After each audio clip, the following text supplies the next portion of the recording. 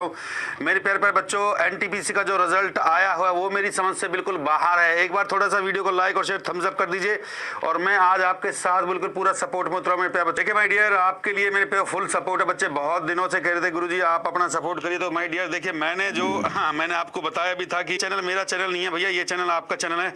एक बार सब लोग जोर शोर से जय महाकाल जय श्री राम के साथ लोगों को जोड़ दीजिए। आज देखिए धांसू सर का सपोर्ट, भैया मैदान जंग में धांसू सर आ चुके हैं और जंग का ऐलान हो चुका है। हर हर महादेव, जय महाकाल। एक बार कमेंट ऑप्शन दबा के लाइक और शेयर ठोक दीजिए, जय महाकाल बोल दीजिए। अब मैदान जंग में आ चुके हैं धांसू सर और अब भैया अब धांसू जंग होगी एकदम, जो है चिंता करने का जरूरत नहीं। अब लौंडे अकेले नहीं है भैया, पहले मैदान जंग में धांसू सर नहीं थे।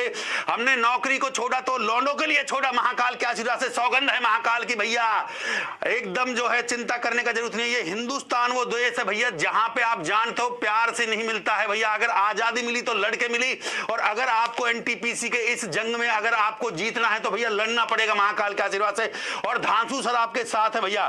तो मैदान जंग में अब धांसू सर उतर चुके, इस बात का आगाज कर दीजिए हिंदुस्तान के कोने कोने में। मेरे प्यारे बच्चों, हम मैदान जंग का हम ऐलान करते हैं कि भैया जल्द ही मैदान जंग में आप लोगों के लिए मैं आ रहा हूं। मेरे प्यारे बच्चों, आपके सपोर्ट के लिए आ रहा हूं भैया, चिंता करने का जरूरत नहीं है। देखो मुझे दुख इसी बात का होता था, 2 साल से मैं पढ़ा रहा था पर मैं आपका सपोर्ट नहीं कर रहा था। दर्द था मेरे सीने के अंदर, वो सारा दर्द आएगा महाकाल के आशीर्वाद से।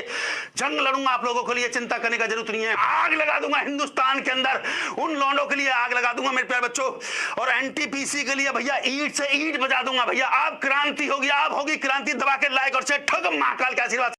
जब सीबीटी 2 में फिर अलग अलग लेवल में बच्चों को बैठाएंगे ही, तो इससे बेनिफिट क्या हुआ और उससे घाटा क्या था कि जैसे पहले जो एग्जाम जिस तरीके से कंडक्ट होती थी कि आपका ओवरऑल रिजल्ट दे दिया जाता था और उसके बाद पोस्ट ऑफ प्रेफरेंस पहले से आपका दिया हुआ रहता था, तो जैसा मार्क्स आपका आता था उसके हिसाब से आपका पोस्ट होल्ड होता था, आपको पोस्ट मिलता था। इसमें परेशानी कहाँ पर थी? और दूसरा ये भी चीज आप देख सकते हैं, इससे पहले रेलवे जेई का एग्जाम हुआ तो रेलवे जेई में भी सेम बातें थी, वहां पर भी रेलवे जेई में। लेकिन रेलवे जेई में क्या हुआ कि जितना टाइम्स रिजल्ट वहां पर देना था उतना टाइम्स वहां पर रिजल्ट आपका दिया गया। जितने बच्चों का रिजल्ट आना था तो इंडिविजुअल उतने बच्चों का रिजल्ट वहां पर आया। लेकिन वहां पर भी हुआ कि शुरू में ही ये बता दिया गया कि आप 2 पोस्ट के लिए क्वालिफाई किए हैं, सीबीटी 1 के वक्त ही आप 3 पोस्ट के लिए क्वालिफाई किए हैं, आप 5 पोस्ट के लिए क्वालिफाई किए हैं। और जब जेई में भी सीबीटी 2 का एग्जाम हुआ तो आपका सीबीटी 2 में रेलवे जेई में जितना मार्क्स आया, चाहे मैक्सिमम मार्क्स ही आपको क्यों नहीं आ गया, जिस 2 पोस्ट के लिए आपको सीबीटी 1 के वक्त क्वालिफाई किया गया था उसी में आपका फाइनल सिलेक्शन हुआ। तो बातें तो वही हुई, यहां आपने नया प्रयोग कर दिया कि शुरू में ही आपने लेवल बाय लेवल रिजल्ट दे करके बच्चों को गुमराह किया। आपने मैक्सिमम बच्चों का रिजल्ट नहीं हुआ हो पाया और मैक्सिमम बच्चे इसके शिकार हुए। तो खैर ये जो भी बातें हुई तो हम आगे देखेंगे कि हमारे तरफ से हमारे टीचर लोगों के एंड से क्या इसके लिए कोशिश हो सकती है और उस कोशिश का क्या परिणाम निकल करके सामने आ सकता है। बोर्ड तो आपको ये एक्सक्यूज हमको लगता है कि अगर प्रोटेस्ट भी करते हैं तो ये एक्सक्यूज देने का कोशिश करेगा कि हमने नोटिफिकेशन के वक्त ही तय कर दिया गया था कि लेवल बाय लेवल हम एग्जाम लेंगे, लेवल बाय लेवल रिजल्ट देंगे। ये चीज एक्सक्यूज हो सकता है, लेकिन ये कहाँ तक उचित है आपका? इसलिए प्रोटेस्ट तो मेरे ख्याल से होना ही चाहिए। और चूंकि अभी 5 स्टेट में इलेक्शन है, अगर आप जम करके सारे बच्चों का साथ मिला और सारे टीचरों में एकजुटता रही तो निसंदेह जिस तरीके से पिछले प्रोटेस्ट का आपको रिजल्ट देखने को मिला था, अच्छे परिणाम देखने को मिला था, तो इसका भी अच्छे परिणाम देखने को आपको मिल सकता है। एनटीपीसी का जो रिजल्ट है वो मेरी समझ में तो नहीं आया दोस्तों, मतलब कहा कुछ और रिजल्ट कुछ और है। कट ऑफ तो आप सोचिए आसमान पर, क्या कट ऑफ तो आसमान पर है। एक बच्चा दोस्तों 10-10 जगह क्या कर रहा है, 10-10 लेवलों में क्वालिफाई कर रहा है। मतलब ये समझ ही नहीं आ रहा कि 16 गुना बच्चे इन्होंने लिए, 20 गुना बच्चे इन्होंने लिए हैं या 5-6 गुना बच्चे लेकर की कट ऑफ को दोस्तों हाई कर दिया। मतलब एक तो 5 साल में ये भर्ती पूरी करते हैं लोग, क्या 5 साल तो भर्ती में लगाते हैं। भर्ती के फॉर्म के लिए आंदोलन, उस फोरम को दोस्तों उसकी लास्ट डेट के लिए आंदोलन, परीक्षा करवाने के लिए आंदोलन, मतलब प्रोटेस्ट करो, डिजिटल प्रोटेस्ट लाओ, परीक्षा का रिजल्ट निकालने के लिए दोस्तों।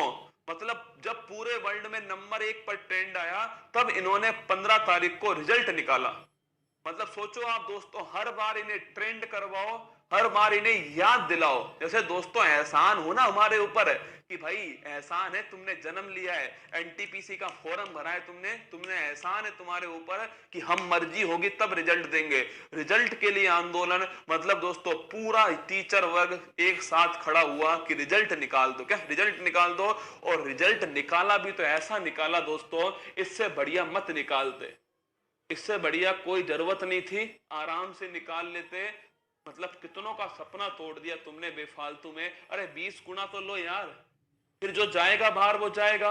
मतलब जितनी कट ऑफ तुमने दी है, चलो मान लिया नॉर्मलाइजेशन हो गया, पर उसके बाद भी तुम्हारी जो कट ऑफ है उसका देखा है तुमने लेवल कितना है कट ऑफ का। इतने नंबर कौन लेकर आएगा, एक बात बताओ। और तुम्हें बाहर करना ही था तो वैसे ही बोल देते कि 5 गुना लेंगे हम।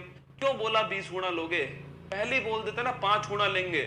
कम से कम दोस्तों जिनके 60 से ऊपर नंबर आ रहे थे उनका कितना हौसला टूटा होगा, वो एग्जाम देने में डरेंगे दोबारा।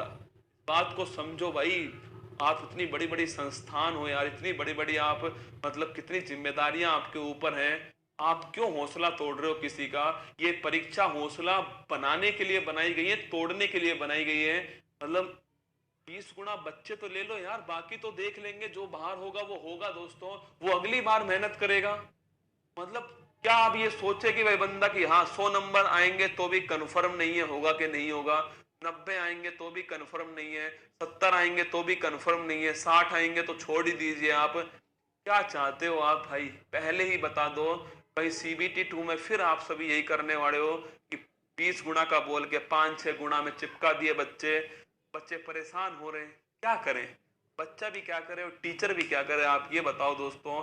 टीचर भी कहां तक लड़े, पढ़ाई या लड़े, दोनों में यही समझ में नहीं आ रहा कि आजकल लड़े या पढ़ाई कर। अभी क्या हुआ, रिजल्ट आया रेलवे RRB NTPC का, इसने लड़कों को एक नया दुख देके रख दिया। इसने क्या किया है कि कहा था कि 20 गुना रिजल्ट देंगे। इसकी कहानी टोटल सुनिए। 2019 में इसकी वैकेंसी निकली, एग्जाम में नहीं ले रहा था। 2020 में हम लोग ने speak up for railway SSC का कैंपेन चलाया, तब ससुरा एग्जाम लिया। एग्जाम लेने के बाद क्या किया, रिजल्ट नहीं दिया। फिर दिसंबर 2021 में हम लोग कैंपेन किए, 8 मिलियन ट्वीट किए लोग कि रिजल्ट दो, तो रिजल्ट दिया ससुरा।